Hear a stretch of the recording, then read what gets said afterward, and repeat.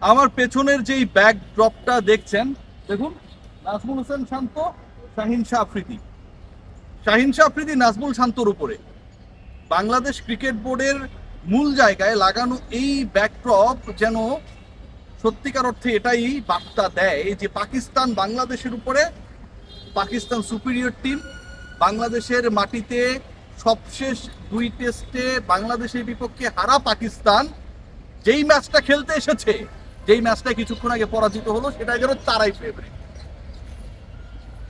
আলংকারিক এই ঘটনাকে মিথ্যা প্রমাণ করে দিয়েছে বাংলাদেশ। এই ঘটনাকে মিথ্যা প্রমাণ করে দিয়েছে একলা নাহিদ রানা। বাংলাদেশের দেয়া টার্গেট, বাংলাদেশের দেয়া লক্ষ্য তারা করতে নেমে একটা সময় ষষ্ঠ উইকেট জুটিতে মনে হচ্ছিল যে ম্যাচটা হয়তো ড্রর পথে এগিয়ে যাচ্ছে বাংলাদেশ, যেই লক্ষ্য নিয়ে আজকে তাদের ব্যাটিং করতে পাঠিয়েছে। এবং গতকাল সালমান আলী আঘা যেভাবে বলে গেছেন যে বাংলাদেশের সেই গার্ডস নেই যে পাকিস্তানকে ব্যাট করতে পাঠাবে, পাকিস্তানকে অন্তত 70 ওভার্স খেলাবে এবং বাংলাদেশ জয়ের জন্য খেলবে, সে স্মার্টনেস বাংলাদেশের মধ্যে নেই। সালমান আলী আঘা যখন প্রেস কনফারেন্সে বলে গেছেন, সেই আঘাতটাই যেন আজকে সবার বুকে শেল হয়ে বিঁধেছিল। সৌদ শাকিলকে ফেরালেন, লিটন কুমার দাস ক্যাচ ধরলেন, নাহিদ রানা তার সেকেন্ড স্পেলে আগুনে বোলিং করলেন। স্কোর তখন 152 6 উইকেটে। নাহিদ রানা এরপর আবার বল করলেন, আবারও চান্স ক্রিয়েট হলো। নাহিদ রানার বলের গতি 147.3। বাংলাদেশের 4 জন ফিল্ডারের অবস্থান স্লিপে, ক্যাচ উঠলো মেহেদী হাসান মিরাজের তালু থেকে, মাত্র কয়েক ইঞ্চি আগে পড়লো সেই ক্যাচ। শেষ পর্যন্ত আউট হলেন না। নাজমুল হোসেন শান্ত হতাশ হয়ে কি যেন বলার চেষ্টা করছিলেন যে এই ব্যাটারকে আউট করতে পারলে বা ফেরাতে পারলে হয়তো এই ম্যাচটা আমরা সত্যি সত্যি জিতে যেতাম। রিজওয়ান তখনও ক্রিজে। বাংলাদেশের আশা, বাংলাদেশের হতাশায় পরিণত হবার সেই আশার সম্ভাবনাটা চরমভাবে তখন হচ্ছে। নাহিদ রানা তার সেকেন্ড স্পেলে, সেকেন্ড ওভারে সেকেন্ড বল করতে এলেন।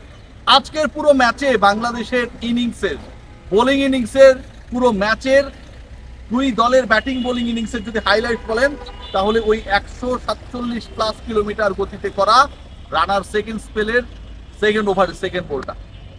মোহাম্মদ রিজওয়ান, যার উপর ভরসা করছিল পাকিস্তান, তিনি লিভ করলেন। নাহিদ রানা ফাস্ট বোলার, জোরে বল করতে পারেন, ধারাভাষ্যকাররা তাকে প্রশংসায় ভাটান। পিএসএল এ নাহিদ রানা অনেক কিছু করেছেন, অনেক কিছু দেখিয়েছেন, কত কত প্রশংসা, কত স্তুতি।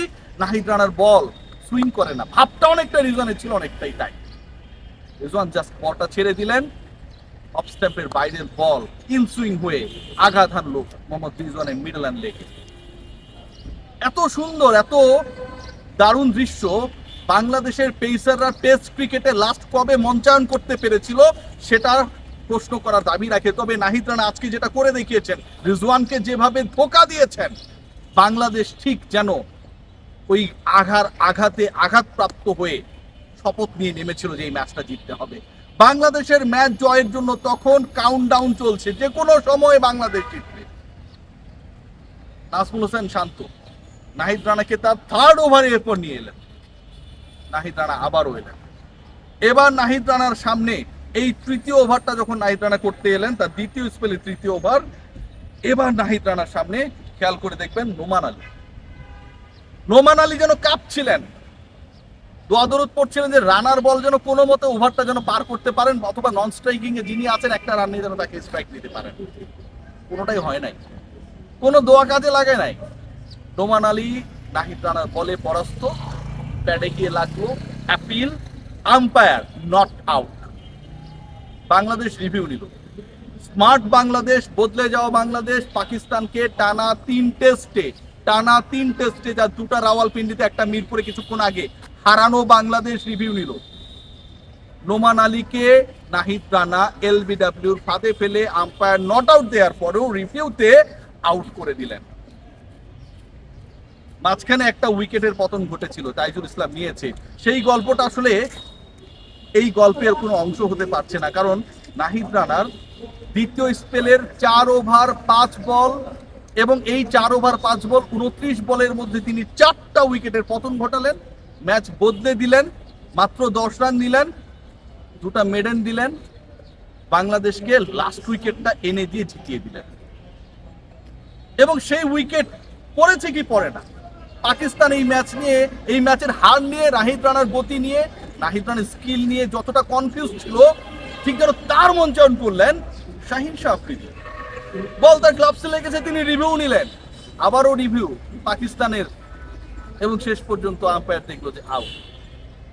একটা ম্যাচে একজন বোলার, একজন এক্সপ্রেস বোলার, একজন নাহিদ রানা বাকি 21 জন প্লেয়ার যারা মাঠে ছিলেন বিভিন্ন সময়, তাদের থেকে কতটা ডিফারেন্স মেক করতে পারেন সেটা আজ দেখিয়ে দিয়েছেন। তার 29 বলে একটা ডিফারেন্স মেক হয়ে গেছে।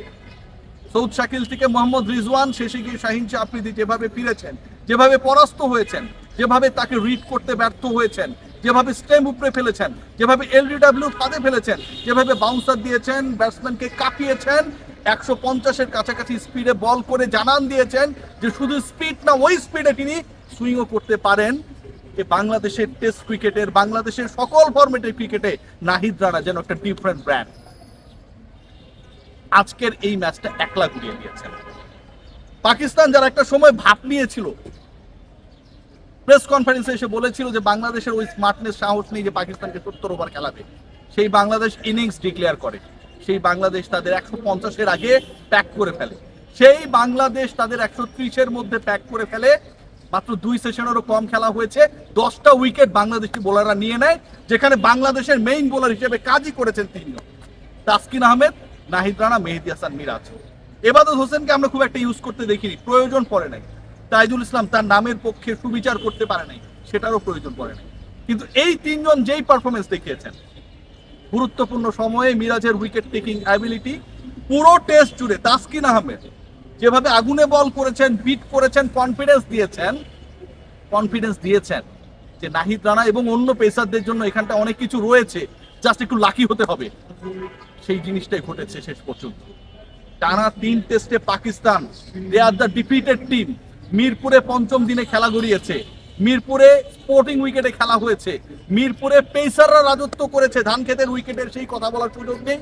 মিরপুরে নাহিদ রানা 5 মেরেছে, পাকিস্তানের লাস্ট উইকেটটা যেন নাহিদ রানার 5 পূরণের জন্যই অবশিষ্ট ছিল, এবং সেটা শাহিন শাহ আফ্রিদিকে দিয়েই নাহিদ রানা পূরণ করেছেন। রাওয়ালপিন্ডিতে আক্ষেপ ছিল তার, 5 পান নাই, 4 উইকেট পেয়েছিলেন। এরপরে যে কোনো ফরম্যাটেই পাকিস্তানের বিপক্ষে নামলেই যেন বিধ্বংসী এক নাম নাহিদ রানা, টেস্টে সেটা করে দেখে, এবং বাংলাদেশ এই কাজটা করে দেখানোর মাধ্যমে সিল করলো, এনশিওর করলো যে এই টেস্ট সিরিজেও বাংলাদেশ হারছে না। এই টেস্ট সিরিজে বাংলাদেশে হারার সুযোগ নেই। সিলেট টেস্ট বৃষ্টি বিঘ্নিত হওয়ার চান্স রয়েছে। বাংলাদেশ যদি আনফরচুনেটলি হেরে যায়, আনফরচুনেটলি এ কারণেই বলছি, কারণটা হচ্ছে বাংলাদেশ লাস্ট 3 টেস্টেই পাকিস্তানের বিপক্ষে জিতেছে। বাংলাদেশ যদি আনফরচুনেটলি ওই টেস্টে হেরেও যায়, সিরিজটা 1-1 শেষ হবে। But this Bangladesh is a different Bangladesh. এখানটায় জুটি হয়, হাফ সেঞ্চুরি হয়, সেঞ্চুরি হয়। বাংলাদেশকে মিরপুরে খেলার জন্য ওই স্লো ট্র্যাকের দরকার পড়ে না, স্পিন শক্তির দরকার পড়ে না। বাংলাদেশের স্ট্রেংথ হয়ে যায় ঠিক যেন পাকিস্তানের এক সময় যে স্ট্রেংথটা ছিল, পেস বোলিং ডিপার্টমেন্ট, আর সেখানকার নেতৃত্বে থাকেন এই দলের পেসারদের মধ্যে সবচেয়ে কম বয়সী ছেলেটা নাহিদ রানা। সবাই ভালো থাকবেন।